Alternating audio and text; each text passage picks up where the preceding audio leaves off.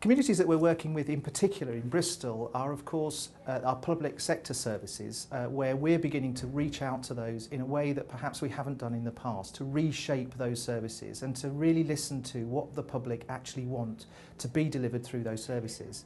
And what the universities can do is to provide our engagement into that discussion to ensure that we actually create future services that are fit for purpose. For partnerships, I think the key thing is really making sure that you start with the other partners and you ask what they want. It's just too easy for universities to look down and impose their own agendas onto people. I think we always work better with partners when we share the buzz. So I think it's about understanding how our partners get a buzz and understanding how we will get a buzz from doing the same thing. If you can get things that you're both passionate about, you can conquer anything. The processes that are being followed in order to gain this public engagement, community engagement, is it just simply a tick box exercise, or are they really genuinely and authentically engaging with the public, informing the public and involving them every step of the way in the engagement? Because to me, you know, at least from my experience, that doesn't happen. For me, the key issue is actually the time and effort that it takes to build up partnerships, because these things don't happen overnight, and there's a lot of partnerships already going on and a lot of partnerships in the room,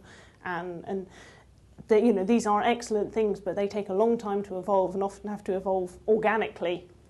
So it's dedicating all that effort to effective working partnerships. One of the main issues for partners, I find, is risk and the fear of what might go wrong. And the project that I run, we work with community and voluntary sector organisations who need small bits and pieces of research and work those up into projects, and we try and then find students, final year undergrads, postgrads, always supported by staff, to work with those organisations.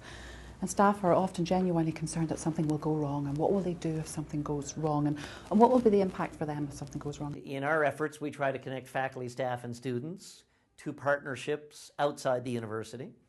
And normally it's driven by teaching and research.